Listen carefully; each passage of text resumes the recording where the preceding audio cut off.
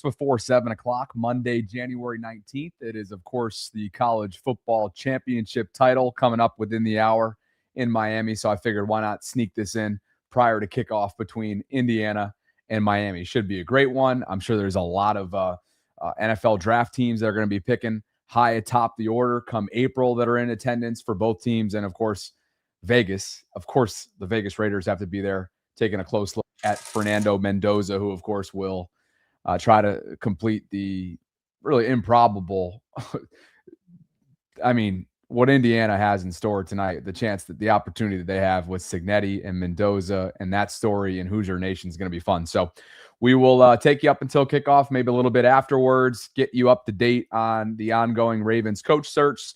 There's a second interview that's been offered, according to multiple reports out there, for Anthony Weaver. We'll talk about the specifics of when that is, what that means, if anything, and if he should be considered a finalist at this point. Clearly, the Ravens are keeping things close to the vest. And in the meantime, slowly but surely, you're seeing vacancies, one, starting to be filled by teams around the league, and two, one opened up earlier this morning when the Buffalo Bills dismissed Sean McDermott after 9 seasons with them, and, of course, their heartbreaking loss over the weekend. So all that and more is what we have to get into. We'll also talk about that 16th mystery candidate, which is a mystery no longer. And we had a chance to catch up with Mia O'Brien for all things Jacksonville perspective earlier today inside the vault. I clipped that, spliced up a couple of her good answers so that we can go get to know Anthony Campanile, who, again, is the 16th candidate. He has been interviewed initially by the Ravens, and he just finished up his first year as defensive coordinator under Liam Cohen in Jacksonville. So with that, thanks to FanDuel for the continued support of the program. Appreciate you guys for being with me this evening. And let's get off and running. Like the video if you could on the way in. Subscribe, hit that notification bell. Consider becoming a channel member or gift-giving membership. I'll get to as many calls and super chats as I can as they come in. And do me a favor and vote in the poll. Already 60-plus votes and counting. And it's pretty simple. And maybe the answer to you is simple. But here's my question for tonight's show.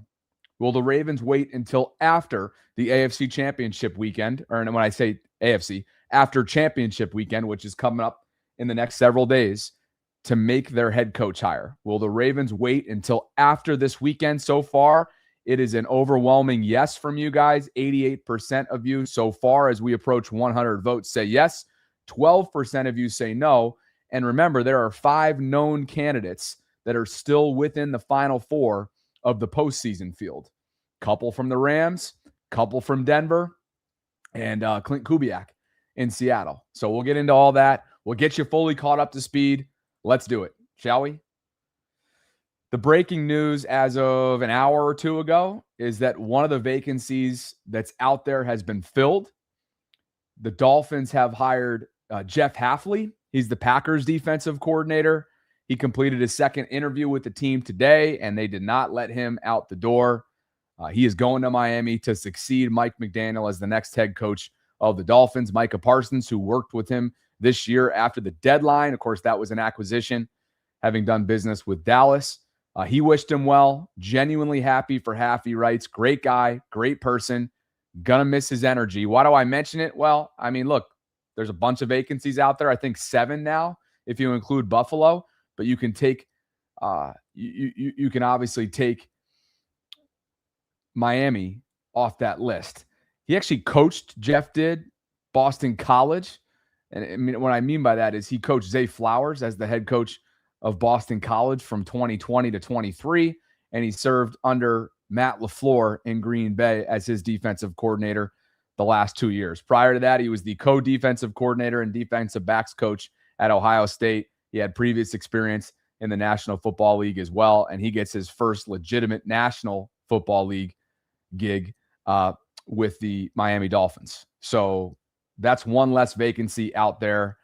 And by the way, he has some high praise for Anthony Campanile, who's one of the Ravens candidates. So we'll get to that in just a bit as well. Speaking of the Miami Dolphins, of course, the ex-defensive coordinator, Anthony Weaver, who used to serve as an assistant under John Harbaugh, used to play for the Ravens as a defensive player back in his day prior to getting into coaching.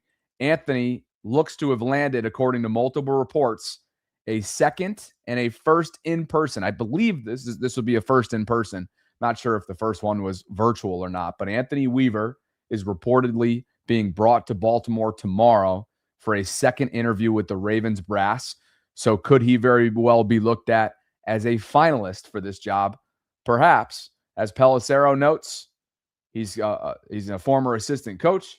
He's been a finalist for multiple head coach jobs in recent years, and it sure looks like Pittsburgh, the Steelers, are going to try and bring him in to serve, to at least sit down for an in-person interview with them as their process continues to develop as well. So, look, this is ongoing. If you're asking me what my vote is and what I would throw as we approach that 100 vote count in the poll, I would say that yes, I do think they're going to wait until after championship weekend. And I do think that this is really just getting started. DaCosta called it a 3-week NFL draft type project. Well, guys, tomorrow is 2 weeks. Tomorrow marks 2 weeks since this became a thing and since they showed John Harbaugh the door. Speaking of Harbs, the Giants just tweeted this out a short while ago. There he is, he and his wife Ingrid, up there in the Meadowlands, East Rutherford, making his way into the facility. I believe he has an introductory press conference scheduled for this week. So there's John, there's Ingrid. How life can change in 2 weeks' time. There he is, 63, agreed to terms with the Giants over the weekend, 5 years, $100 million. We'll see if he brings Todd Monken with him. We'll see what the rest of his staff consists of and just how many players and or coaches he poaches from the Ravens roster and the way things are currently constructed in Baltimore. Okay, so Miami has its head coach taken care of. Anthony Weaver being brought into Baltimore tomorrow for a second and an in-person interview with the Ravens. As for Robert Saleh, the Ravens interviewed him over the weekend after their clunker and a divisional round, really embarrassment to Seattle. They lost 41-6. It was ugly all around. He's still getting a lot of interest. Pelissero says that he's scheduled for an in-person second interview on Tuesday for the Cardinals. And right now, and maybe he's completed it by now, but right now he is in the building with Tennessee. He's interviewing with the Titans as we speak. If they don't hire him, he's going to get on a plane to Arizona. Something tells me that one of those two teams is going to make an offer to Robert Saleh. And it wouldn't surprise me that, one, because the Ravens still have interest in candidates that are in the postseason, and you have to follow the guidelines and restrictions that the NFL has with, again, coaching staffs that are getting ready and preparing for this weekend. Something tells me that this will indeed span beyond, I don't know how well beyond, but beyond championship weekend. If that's the case, Saleh may end up finding his way to another job should he be interested in what could be categorized as a tough job, to put it in Steve Bisciotti's terms from last Tuesday's press conference, which Saleh is certainly no stranger to tough jobs, having had exactly that during his time in New York. As for another candidate that the Ravens have interviewed, Jim Schwartz has already completed a second interview with Cleveland. Perhaps he could be a dark horse candidate for them to just be promoted from within, get his second shot at becoming a head coach again. He was a retread, or he would be a potential retread. He got his first opportunity with the Detroit Lions years ago. It did not go well for him. But since then, and really, what have you done for me lately the last couple of years? He's been exceptional for the Cleveland Browns as their defensive coordinator. We'll see if the Haslam family gives him a legitimate shot at that vacancy, having let Kevin Stefanski go last week. Stefanski lands on his feet. Atlanta did not let him out the building in the last couple days. He is the new head coach of the Falcons, and he's retaining Jeff Ulbrich, the former interim head coach after Saleh was fired by New York. I believe that's how it went. But Jeff Ulbrich is going to be the defensive coordinator, as he was this past season, for the Atlanta Falcons under Kevin Stefanski. So that's that. As of this morning, we learned of this 16th candidate, and it is Anthony Campanile. There's, I think, a couple different pronunciations going out there, but I liked what Mia O'Brien told us today, and she knows him well. Camp. Why don't we keep it simple, stupid? Camp. Anthony Campanile has interviewed, at least in an initial basis here with the Ravens.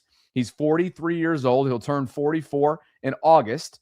Originally from the Fair Lawn, New Jersey area.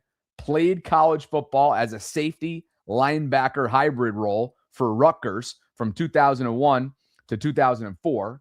He was exceptional this year in Jacksonville under Liam Cohen as his defensive coordinator. Prior to that, he was a linebackers coach and run game coordinator last year in Green Bay under Matt LaFleur. Prior to that, he served time in Miami.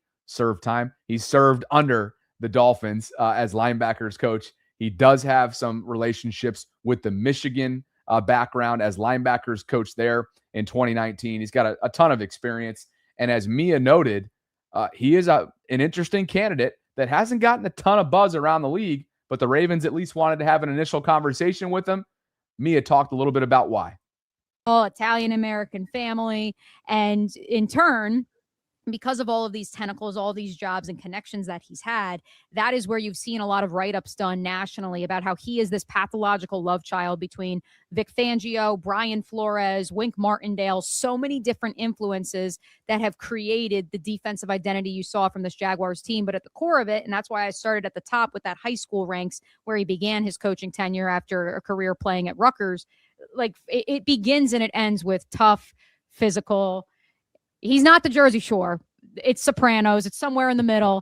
But yeah, like if Baltimore wants to get back to that and they still want to have a little smidgen of that tie-in to the Michigan clan, yeah, this is the guy. I'm not supposed to be admitting that, but this is the guy. And he is that guy, by the way, in the building here in the Miller Electric Center. Yeah, statistically, the Jaguars were better in coverage comparatively to a season ago. If you want another microcosm, Devin Lloyd, specifically at the second level, was a player who I don't think his talents were fully realized under the previous administration. And so he was a player who coverage was always a question mark. And all of a sudden, we see him leading all linebackers in the NFL in interceptions this year. That's just a small microcosm, though, of a secondary that, because of the injury to Travis Hunter, because of the midseason injury to Jordan Lewis, they never really had the horses for courses I think that they wanted to run. Camp's scheme is zone predominant, but I think that you would have seen some more man-to-man matchups perhaps in different areas of the field, depending on who you had at your disposal. And that's no knock on the Jaguars corners that remained after all the dust had settled and the injuries and what have you. But this was a defense that is not fully realized in terms of personnel of what Campanile and Liam and friends really want to run one day. I believe this was always just the floor, which is scary because if 13-4 is the floor, like, hello. But they were playing a second to last place schedule. I think that the play calling itself, this was also on the offensive side of the ball, maybe not so much to Liam as much as the offensive line in particular. The Jaguars do a great job of in-game adjustments, almost like to a fault.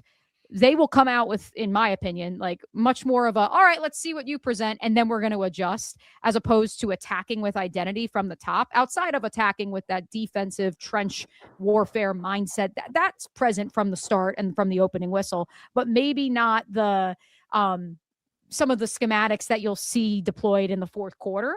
He keeps a lot of that in the reserve, which I applaud him for being patient and waiting to deploy some of those more exotic looks. But yeah, to a fault, I'd be like, okay, like don't let them have their don't have the opponent have their, okay, there's the one poo-poo drive for the Jaguars defense. You let them march right down the field. But now he saw everything they're going to do. And so now in his brain, he's like, okay, we're going to do this, this, and this, and this. And then they hold a running back to 50 yards the rest of the way. But yes, in terms of in-game adjustments, I don't think I've ever seen anybody better in my 8 years covering the Jags, either side of the ball, if I'm being frank. All right. So, and obviously, I think we all know that over those 8 years, the Jaguars haven't had a ton of success. They have had multiple head coaches, multiple quarterbacks, you name it. And Mia was quick to point that out. She's just referring to how quickly things came together for them, what they got out of some defensive players that hadn't yet developed under the previous regime with Doug Peterson, i.e. a Trayvon Walker, the former number 1 overall pick, who had a standout year. They had been waiting for him to kind of come onto the scene. That happened this year. They were stout against the run. They led the NFL in that category in run defense with 85.6 yards per game allowed. They were just the third team since 2000, as Schrager notes here, to not allow an opposing rusher to reach 75 yards in a single game. And I get it. They were susceptible to the pass. And statistically speaking, there are categories within his defense that you can pinpoint as areas of critique. We're just kind of getting to know this 16th candidate. I'm not calling him a legit candidate for the Ravens, but he's the latest candidate for the Ravens. And I got to be honest with you, the longer this thing goes, and now as some of these vacancies start to be filled, like Miami with Hafley, who, by the way, speaks very highly of Anthony Campanile. Here's Jeff Hafley, the new head coach of the Miami Dolphins, previously the defensive coordinator in Green Bay. Quarterback pulling the ball and running every single play. So I had to, when I went back, I had to adapt to that, because I remember going back from when I was in San Francisco, and all of a sudden the quarterback was running the ball every play. I was like, whoa, this is a little bit different, right? So you got to watch the film, you got to adjust. Paid very close attention to the NFL. A lot of times at night, I turn on film and watch what very similar people, a lot of close friends I have on defense were doing, and I've stayed up to date on a lot of it. But then we've got a great staff. I mean, we've got, Derek Ansley, who's just a coordinator of the Chargers, Anthony Campanile, who I think is a star. I think he's going to bring energy. I think he is a brilliant football coach. We've obviously kept Red, who I think did a really good job here. We've moved him to the D-line. I brought Vince Ogabasi, who was my assistant D-line coach. He was with us in San Francisco as well, so he's been part of a very similar scheme, and he's a guy that I really trust. Sorry for the audio there. It was just a little muffled, but you get the point. He calls him a star, a rising star. And Anthony Campanile, that's Jeff Hafley, the new head coach of the Miami Dolphins. You want to get to know more about Camp? Here's a soundbite from him. There's things Liam has done, Grant has done, some of the other coaches here is our players know they believe in them. And I think that's the greatest thing you could do for somebody. Like, in general, human beings, the greatest thing you could do for somebody is believe in them. The worst thing you could do is take their hope away. So, to me, I think Liam's done an unbelievable job of that, of, letting our guys understand how much he cares about them and how much we believe in them to go out there and execute. And just in case you haven't seen the Hard Knocks viral clip from his meeting room session, you're going to probably enjoy this one. I read this. I went to first grade twice, so I'm going to try and read this right. But imagine for a moment, if you can, a man running down the street with all your worldly possessions, taking from you everyone that you have ever loved and everything that you hold dear. I guarantee you would find a way, by any means necessary, to stop that man. That, very simply put, is pursuit. That's football at its best. That's us at our best. You're at your best when you're doing things for people you love. All the time you practice, all the time you spend away from the people you love, okay? Our job is on Sunday, literally, to honor those people. That's it. That's our job. To go out there and honor the people you love. Play as hard as you can.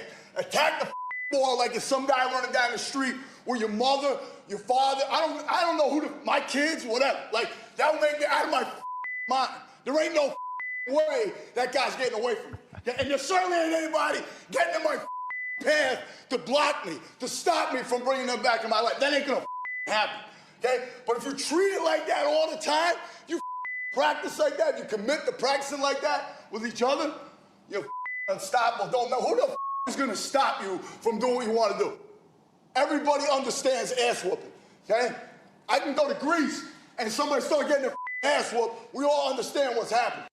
I'd like to see the rest of the room, because the player shot that they just cut to, they didn't seem that inspired. But I think you can all get behind the message, the mentality, and yeah, twat, you're right. He's got that Sylvester Stallone kind of feel to him, doesn't he? Anyway, that is Anthony Campanile. That is the 16th known candidate that the Ravens have initially interviewed for their head coach vacancy. And that is where we stand today, leading into the college football playoff national championship tonight in Miami between Indiana and, of course, the hometown team, Miami. Let's get to some super chats. I also want to open up the guest lines, and we'll get an update on where the poll is in terms of the way this is shaking out for the Ravens and their timetable. Wes Hall got us started, and he says, glad Campanile is getting an interview. I told you all last week I wanted to see his name come up, and you got what you wanted, Wes, at least on an initial basis here. Camp got the initial interview with the Ravens. We'll have to see if he gets any more interest after this first time through. Kobe writes, the slow process makes me feel like the team's sights are set on coaches still in the playoffs, like Kubiak or Webb and Joseph, the combo in Denver. Yeah, it leads you to believe that they want to get a look at who's still in this postseason. And like I mentioned earlier on, there are 5 total candidates that they've been known publicly to have interviewed with or to have interviewed that are still coaching entering championship weekend. That's Chris Shula, who, man, I mean, is anybody's stock higher right now after what the Rams did last night? That was an exceptional game, by the way. The stuff of legend, the way Caleb Williams extended that play. How he got that football off, I have no idea. 50-plus yards in negative 9-degree temperatures. Nobody should be questioning his future. His future is solidified in Chicago. And if I'm a Bears fan and I saw one walking along the promenade downtown St. Pete earlier tonight, I stopped him in his tracks and I said, you should be excited about the future in Chicago because he's that dude. Now, I know they were not mistake-free. They were turnover-prone, and he wasn't perfect. But if I'm a Bears fan, I'm excited about the future of that organization because they got the quarterback right. Anyway, Chris Shula, Nate Scheelhaus, part of the Rams staff under Sean McVay. 2 guys that they cannot speak to until after championship weekend, okay? Clint Kubiak, of course, in Seattle. Same thing, number 3. Let's see, I should know these off the top of my head. Oh, and then 4 and 5 is Denver.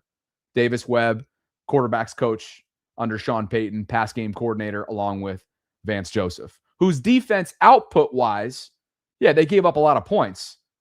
But did they make up for it in creating takeaways? Yes, they most certainly did. Yes, they most certainly did. 5 takeaways. That's something that is unheard of in Baltimore in the postseason in recent years, and they have to do something about it to change. Thanks, KP. KP also writes, First Things First crew did an interesting breakdown of Josh Allen and showed his playoff reputation has been built on dominating Wild Card Weekend and showed how poorly he's played in divisional and championship weekend. I got some slides on that a little bit later on in terms of where they, as a team, have really struggled, ultimately leading to their decision to let Sean McDermott go after 9 seasons in Buffalo. Hasn't been good enough for them in January. And ultimately, Sean pays the price. Josh puts forth his worst postseason performance of his career. And now the Bills find themselves in the midst of this head coach carousel. We'll see how they choose to move. Would they retain Joe Brady? Would they bring back Brian Dable? It's going to be interesting to see how Buffalo handles this. Rex Ryan on ESPN today was truly, like genuinely floating out the idea of bringing Bill Belichick back to the AFC East and back to the National Football League. This is no disrespect to Bill. Why? Don't you want your head coach to, isn't the goal for stability? And hey, maybe they do go that, and maybe Bill does coach into his 80s when it's all said and done. But the guy's 73, 74 years old. Off the field for him has been a complete nightmare. I guess when you're winning, that becomes minimized. But, and not to mention, UNC's been a total dumpster fire over the last couple of years. And I'm not saying that he wouldn't go and take an opportunity and seize it should something come his way coming back to the NFL. But I'm kind of, put me in the camp of like, that ship has sailed. It's no disrespect to the GOAT. He's the GOAT. GOAT. But that ship sailed, my opinion. Anyway, guest lines are going to be opened up in just a second, but being that we're about 10 minutes from getting kickoff started in Miami, tonight's college championship, the national title between the Hurricanes and the Hoosiers, let's take a look at what's going on FanDuel. I appreciate them for sponsoring this Bobby Baltimore channel for the foreseeable future. They are locked in for all of 2026. That does not happen without you guys. So I appreciate you. And right now, they got some same-game parlay bets for you to take a look at. Again, Miami and Indiana kicking off here shortly. And they want to know, are you riding with the boys? You can bet their Miami, Florida, Indiana national championship same-game parlays. The alternate total points is set at the over 47.5, something to consider. Miami over 323.5 total yards. Indiana, they got it 379.5 in terms of total yards. The alternate spread, Indiana minus 6.5. Few things to look at there. And then, of course, these were games that this hasn't been yet updated for. Well, you can go take a look at the odds for Super Bowl 60, the core 4, the final 4, Seattle, Rams, Patriots, and Broncos. You see where they're at. Seattle favored, given that vaunted defense led by Mike McDonald in that group. Thanks to FanDuel. Go check them out. Sportsbook.fanduel.com. Appreciate them for supporting and empowering this program moving forward. KP also writes, Rex thinks if Bill can come back, maybe he can. Yeah, I mean, I don't think he would just float it out there.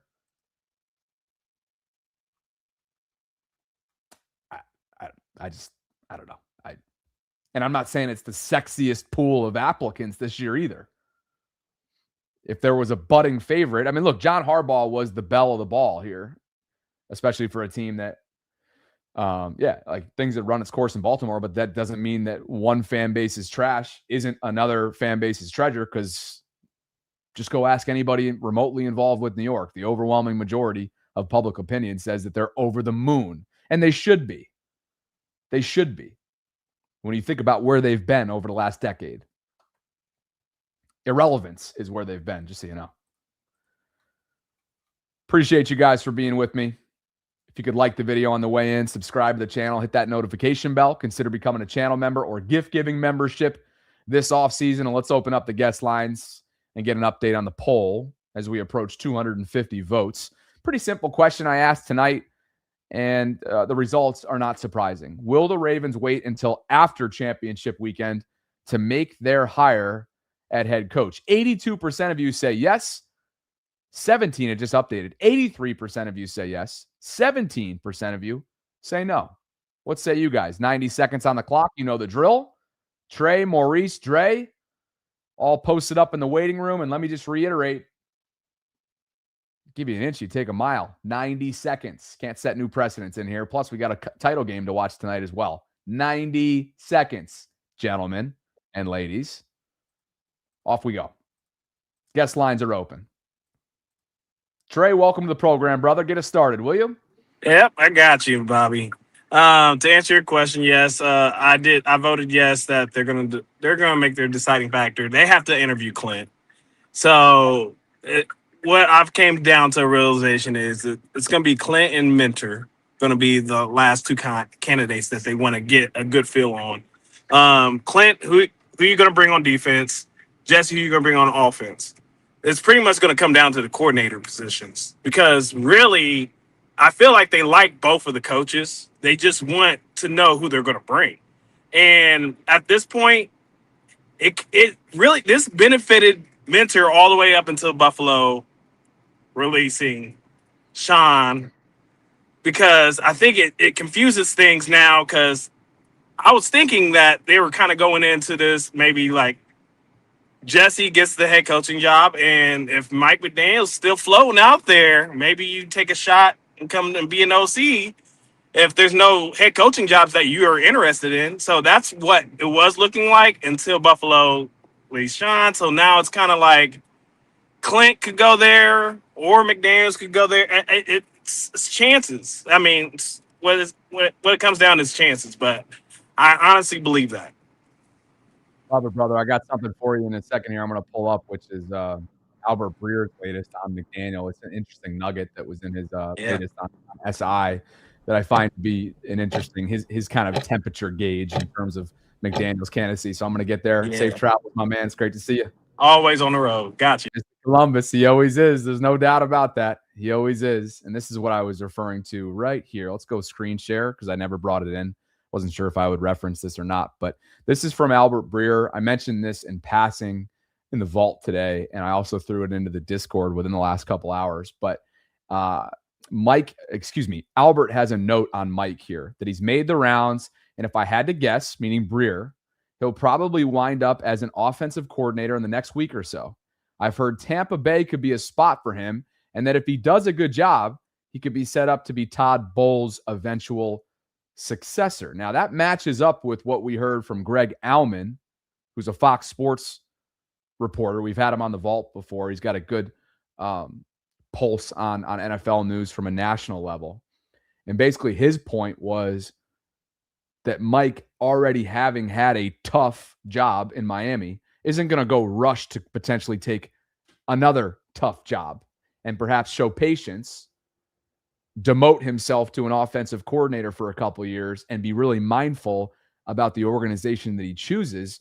And being that there was already speculation and rumblings around Todd Bowles this past season, and they didn't make the postseason, which was an epic collapse down the second half for the Buccaneers, perhaps his seat is hot and warm entering the 2026 season. So that'll be something to watch as it relates to Mike McDaniel's candidacy, which I know, a lot of you guys have at least general interest in. And I sure do, whether that be as a play caller or as a head coach. He's an extremely intriguing candidate. And maybe, just maybe, he wants to stay in Florida so he can continue to wear his capris and look like the the chill, nonchalant guy that he is on the sidelines. But obviously, as we've seen and learned over the last week since we started digging into his candidacy, a brilliant offensive mind that's going to have success wherever he goes. Perhaps it's offensive coordinator for the time being. Suntan Superman MMA says we need to get Clint before the Bills do. Okay, so this is starting to be, okay, this goes back to a question that I was asked. I can't remember who asked me this in the Discord group, but I've been thinking about it all day. And that is, what does the Bills firing of Sean McDermott, if anything, what does it mean from a Ravens perspective, right? Because the quick answer would be, the Ravens are sitting in an advantageous position because they have a 2-week cushion, if you will, and a leg up on Buffalo. That's one way of looking at it. But on the contrary, playing devils, if Buffalo feels like, hey, that championship weekend candidate that we're targeting, let's just say Clint Kubiak for the purpose of that super chat, all of a sudden the Ravens have competition. And look, I think both jobs are really attractive.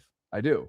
Do I think that Brandon Beane should have been the fall guy in Buffalo rather than Sean McDermott? I think you can make a legitimate argument for that. Brandon Beane's their GM, who was just promoted, by the way.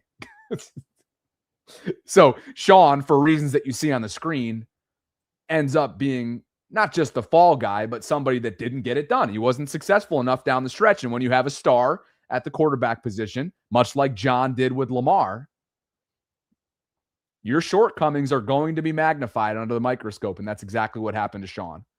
Warren Sharp mentioned it. Last 6 years, 6 playoff trips, 6 playoff losses. In those losses, look what his defense has done. Over 33 points per game allowed. Defensive success ranks 29th. And EPA per play, 27th. That's bottom corridor of the league. And it puts the offense, obviously, in a really difficult position. The same way, let's face it, the same way in some games in the postseason that the Ravens defense have put Lamar and the offense in really difficult positions. The AFC Championship wasn't one of those. You want to know why? Because they led in those trifecta of categories. They got to the quarterback, maybe not in the AFC Championship game, but ultimately they played well enough under Mike McDonald in that game at home against Kansas City to win the game. And Lamar and company didn't do enough when it mattered most. So the way I answer that, I guess, for the question that was in the Discord group and that's probably floating in your guys' minds right now, what does Sean McDermott's firing mean for Baltimore? I think it can mean both. Yeah, they have a leg up. But when it's all said and done, a week from now, it could be a competition for the Kubiaks, for the Minters of the world, in terms of how this is going to come down to the very bitter end. Because I think what's clear, based on the way you guys feel with that poll, based on the way the Ravens feel, based on how they handled their press conference on Tuesday, this ain't coming down to the wire anytime soon. It may end up coming down to the wire between the Buffalo and Baltimores of the world for those last standing candidates. But I think it's pretty obvious that this is going to be a drawn-out, thorough process. And next week could get really interesting post-championship weekend. To the guest lines we go. It's chronological order in terms of how you came in. I see Russ down there posted up in the cube. You in the cubicle, Russ? Yes, you are. Malcolm, my long-lost man. We'll get you in here in just a second. Dre, of course, is down there. He's ready to bless all of us or critique me about my life in every aspect. I love you. Bold and Understanding writes, it's not too late for Kurt Signetti. What if he rides off into the sunset, guys? Completes one of the most remarkable turnarounds that not just we've seen in collegiate sports, but in sport in general. Wins tonight, gets Mendoza the top overall selection to Vegas in April, which God bless him if he ends up there. It's probably where he's going to end up. And then bolts to the National Football League after getting a boatload extension from the Hoosiers where he's beloved. That would be insane. Don't rule it out. I've seen crazier things. And the more and more I cover this league, the less and less I'm surprised. Guest lines are open. 90 seconds on the clock. Maurice is going to come in rehearsed fashion and bless us all, I think. Don't you get the sense? I wonder what cloud he's up on tonight. Maurice, welcome back to the program.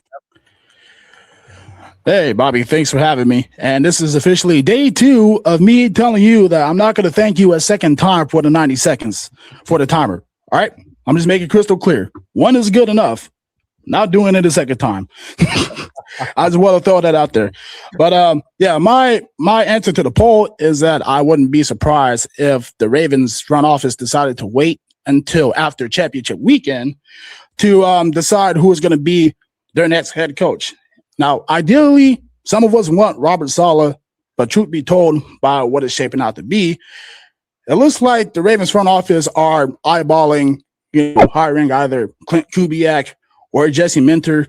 But at the same time, it doesn't really surprise me if they're looking to conduct a second interview with Jesse Minter, because he's one of those few guys who has ties to the Ravens organization. Now, when you look at Jesse Minter's coaching resume, he got his first big break in 2017 when he joined the Ravens coaching staff as a defensive assistant. Now, one's got to wonder, will Steve Bisciotti choose to branch away from hiring within the John Harbaugh coaching tree, or does he want to continue sticking with the John Harbaugh coaching tree? Then again, the Ravens front office, they have plenty of options in their hands. So truth be told, it's like the ball is in their field. That's what I would say. But the decision is entirely up to boss man Bisciotti himself. Thanks, brother. Appreciate the call, man. Maurice Mania. Maurice Mania. That's what we live for. Yes, we do.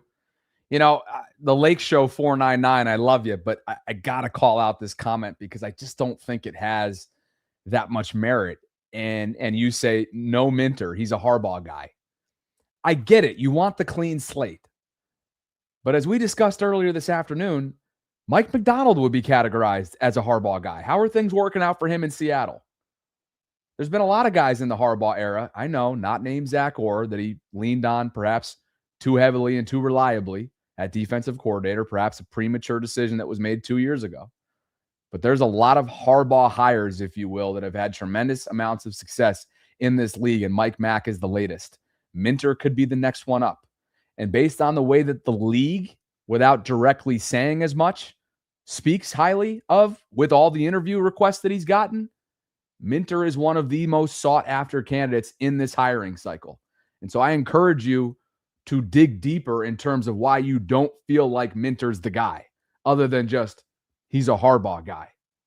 He's getting a ton of attention out there. And if you dig in deep to what he did, not only with Derwin James as a chess piece, but what they were able to do with Odafe Owe after the acquisition at the deadline, and Khalil Mack up front, and all 3 levels, that was not the reason why they were a one-and-done playoff exit in the wild card round. There's a lot to like about Jesse Minter, and I liked what Jimmy Smith told me a week or so ago in terms of how he leads and how he's one of those guys that prior to the game, after you've done all the prep that you think you can do as a player, you go to that guy for all the nuggets, for all the little tidbits in last-second fashion, and he's going to have you more than prepared because of his keen eye that he has for the game. So I challenge you to dig deeper than just that. You know what? I'm writing him off because he's a Harbaugh guy. And I'm challenging you genuinely in that regard, because I think as you put the tea leaves together here and you read into this, it's pretty clear. It's pretty clear that not only is he a candidate of interest to them, given the familiarity, given the time in the building that he's already had, but also the fact that there's going to be competition for him out there as well. And he's got a slew of different interview requests, including the Pittsburgh Steelers, who were taking a look at Brian Flores. I did see that earlier on. I believe he's getting an in-person invitation back to the organization that he served under Mike Tomlin in 2022 prior to going to Minnesota. So keep all that in mind. Guest lines are open. Appreciate you guys for being with me. We're getting ready for this title game. What a scene down there in Miami at Hard Rock. Is there a better venue out there? That place is electric right now. National anthem time. So we're getting ready for kickoff. 90 seconds on the clock. We're going in chronological order. Russell, get in, brother. What's going on, my man? Good evening, gentlemen. Whoa, hold on a second here. Wait a second. Slippy fingers. You good? You. Take I'm it. good. Take it away, Russ. All right, here we go. The land of misfit toys. Everybody's got a problem with the NFL. I say we hire him. We get Chucky as the head coach, Flores as the defensive coordinator, and McDaniel, who had some things to say about the owner down in Miami, as the offensive coordinator. That's your case? It. You pitching your case? That's it. I mean, you got Gruden did it. He went into Tampa in 2 years, 3 years. They had a Super Bowl. Why not? And then he can sail off into the sunset. Let one of these two young guns take over.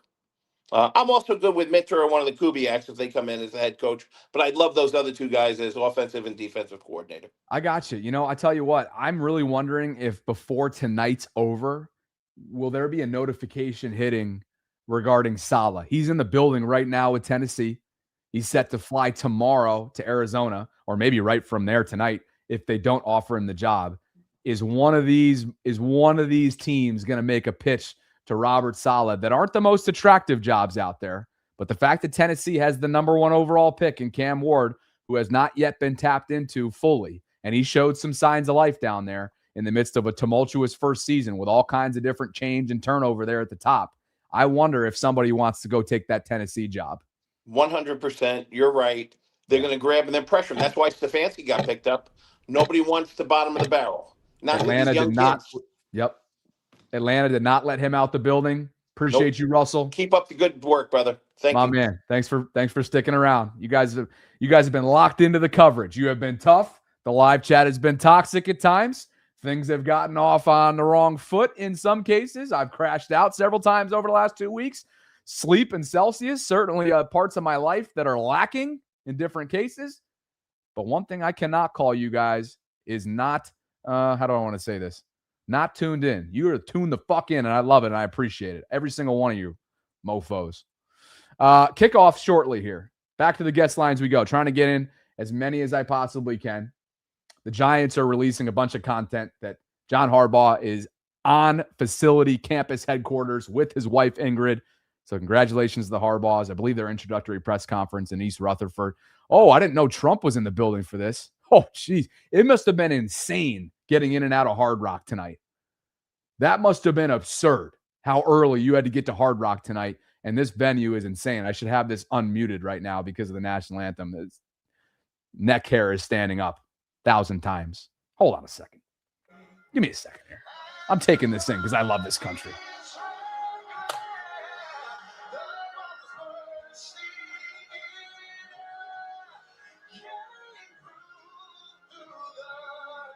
You guys can hear this, can't you? Can you? No? Okay, hold on. Let's just break the volume here. Good now?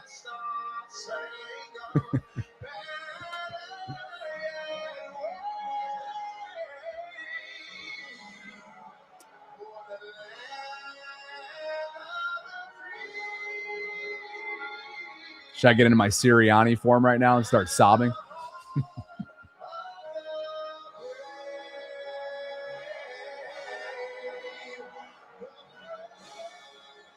I'll say this. I'm a sucker for a national anthem. Just straight up, I'm a sucker for a national anthem. I thought that Samantha Polino's last year, primetime at the bank, was one of the best, most riveting, most powerful, emotional national anthem renditions that I've heard in my life. And I'm not just saying that because of the Baltimore ties.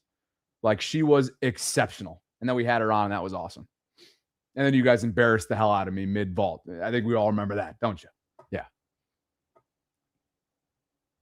I'm not even going to say it. Son of a mother. What was I going to say before I get back to the guest lines here? I was going to say one thing. Oh, we forgot to acknowledge on the vault today. MLK Day. Martin Luther King Jr. Salute. Should have woven that into today's vault, but it was just breaking news with Sean McDermott, you name it. So consider this making up for that earlier this afternoon. To the guest lines we go. Appreciate you for being with me. Anthony Weaver, if you're just tuning in and you haven't figured it out by now, Weaver's coming in for a second interview tomorrow in Baltimore, reportedly. Saleh's in Tennessee right now. off to Arizona next, should Tennessee not offer him the job. McDermott's out in Buffalo. Stefanski's to Atlanta. Campanile was brought in today from the Ravens, I think virtually, to interview with them. Defensive coordinator in Jacksonville under Liam Cohen. Any other updates? Flores is going to Pittsburgh to have a interview. I'm sure there's other things. And Miami filled its vacancy with Jeff Hafley. So that's kind of where things are at right now. Back to the guest lines. 90 seconds on the clock, gentlemen. Dre, Malcolm, and Pete. My on-deck circle. Talk to me. Floor is yours, Dre. What's up, baby? How you feeling? Good. How are you? Good, man. Good. Two things: sleep deprivation and dehydration are the leading causes of death in men. Okay, so I'm gonna just hit you with that. Okay.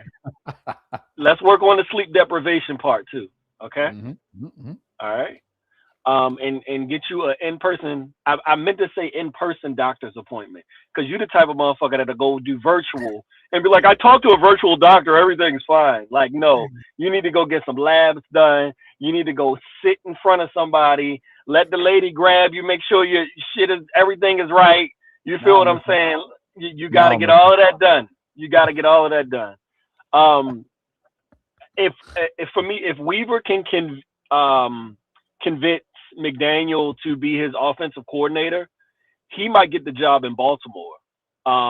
When he goes to meet with the guys, was it today he's going to meet them in person or tomorrow? Tomorrow. Weaver. Tomorrow. When he goes to meet with them, the first thing they're going to ask is what's the offensive plan? Like, we know the defensive part. You already know what you're going to get with Weaver on that. You're going to get a guy that team will listen to and gear up for. The key is going to be who he can get as his offensive coordinator. And if he can truly get McDaniel to swap roles, right? Like, I was your coordinator, now come be my coordinator type vibe. If he can pull that off, we might see Weaver get this job. Appreciate you, brother. Thank you. All the right, only man. man that would use half his time to focus on my wellness, and that is my unk. My South Carolina unk. Yes, it is. My man's in my corner. Follow me into a dark alley. Follow me into the burning building. That is Dre Dog, South Carolina's finest. That to me feels like a stretch. And it's not just because of the role reversal that it would be. From boss to employee, essentially, right? Not just because of that. I think it also has something to do with the way Mike might look and reportedly would be looking at these jobs if he were to take an offensive coordinator that could potentially see a path for him to be the successor of that head coach. And if the Ravens are starting anew and starting fresh, they're obviously looking for somebody that can serve in that role for the next decade. I don't know if that would be the move for him in a place like Baltimore. You'd be taking a calculated risk. Although, playing the long game, if Lamar goes on to have a tremendous amount of success under you over the next 2 years, you're probably going to get you're going to be the pick of the litter, or get your pick of the litter in 2 years' time for another job. But the more I think about it, and Albert Breer was the first to mention it, wouldn't you go to Tampa Bay? You take the Bucs gig, you stay in Florida.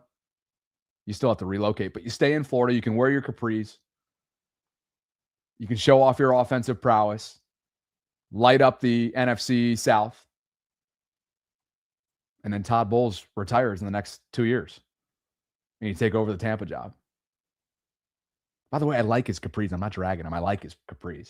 I like Mike. He's a likable guy, is he not? Mendoza with a one final prayer. America's darling, America's sweetheart. God bless him when he ends up in Vegas. God bless him. To the guest lines we go. Appreciate you guys for being with me tonight. Almost kickoff time in Miami. And man, it's been a minute since I talked to this big fella. I miss seeing him. I miss pumping iron alongside him. I got to drag him for a second, though. If there's anybody that wants to talk shop, X's and O's, when I'm mid-set, it's my man Malcolm.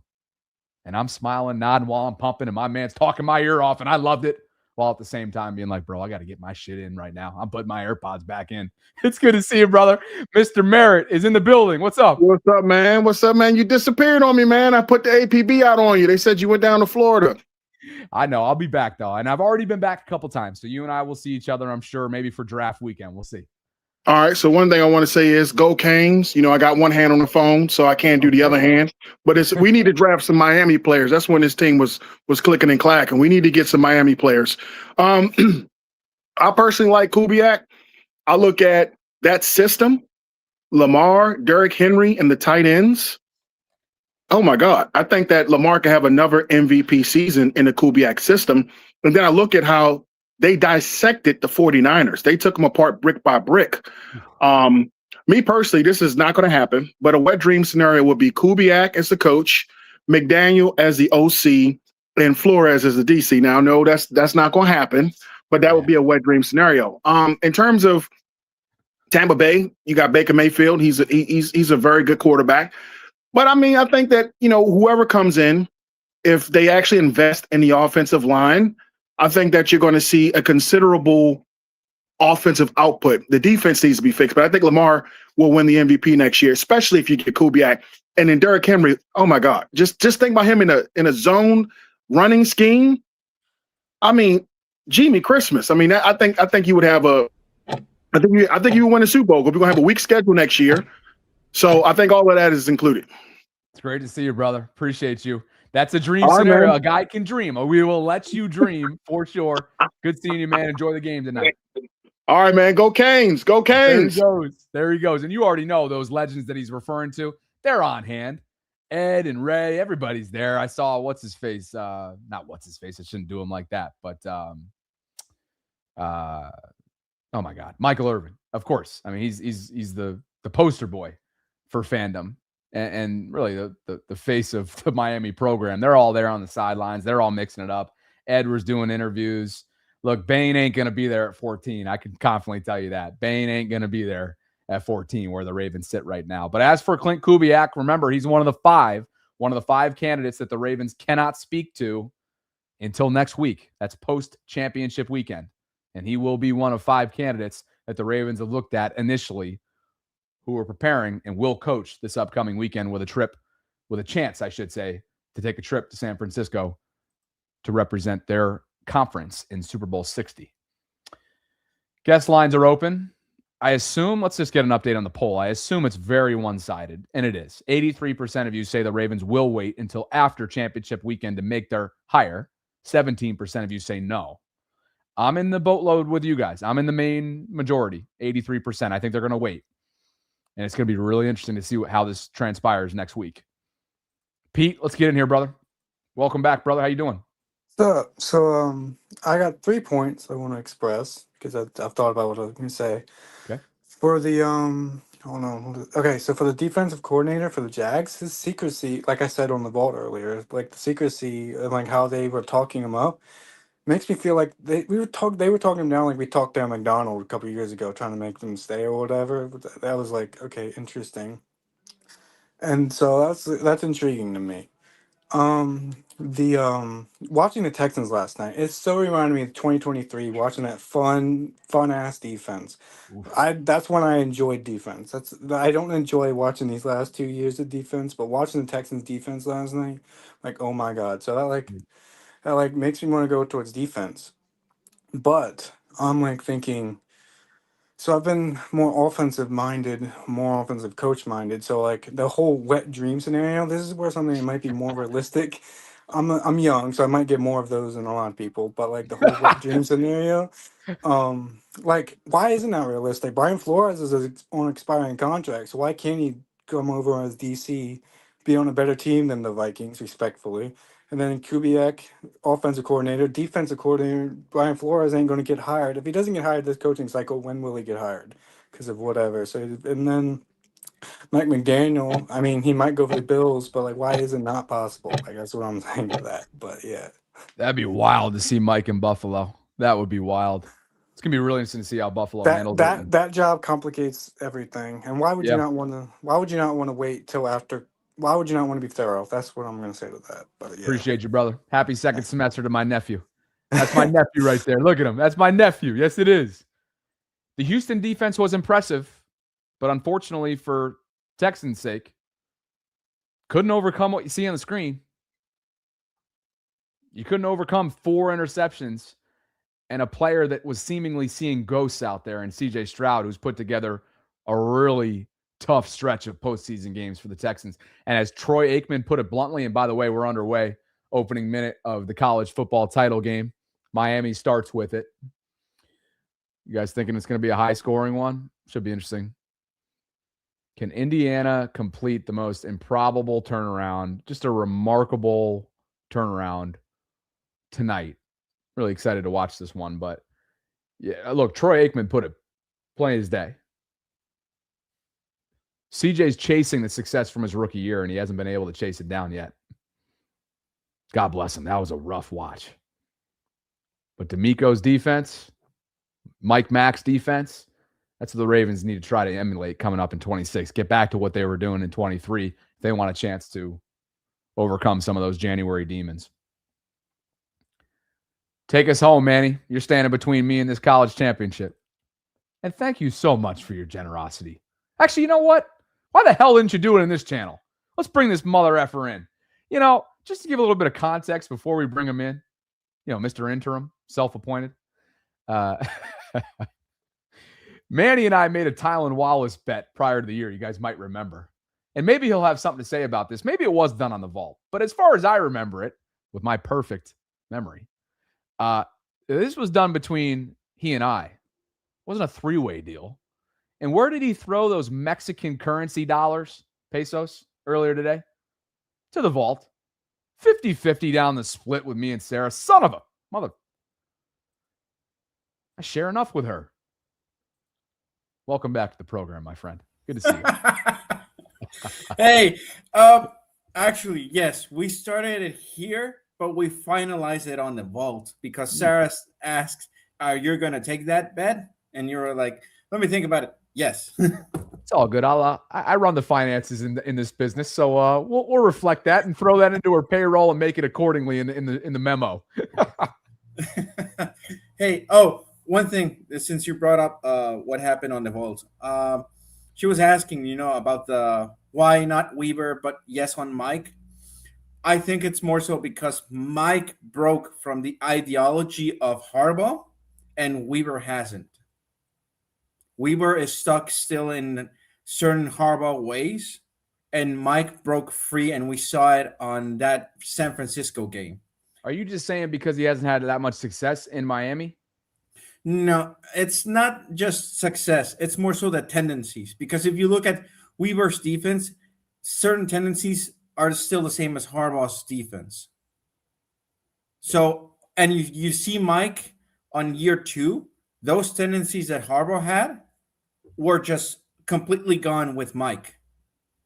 So I think that's why we are praising Mike, but not Weaver nor Minter. It's because of that ideology of Harbaugh is like, oh no, it's stuck in my ways, not what's working. And Mike is like, if it's working, I'm just going to keep doing it until they can stop it. And I think that's one of the reasons why we want Mike to win it all, because he learned from that crucial mistake that Harbs hasn't, that Weaver hasn't, and Giro hasn't. I mean, we saw it playing in day against the Patriots. So, and I want Clint, and I really hope Mike and Clint win it all to showcase what a waste we had of 24 and 25. Appreciate you, brother. All right. Enjoy it. And thank you so much for holding up your end of the bargain. That's damn right. That's damn right. 100 Mexican currency pesos. I didn't follow his commentary there, but I do appreciate him for following up on the preseason bet on Tylan Wallace. I don't believe Tylan will be back. Wish him the best. Certainly had a nice highlight reel of plays in a small sample size over his time and was a pretty reliable special teams player.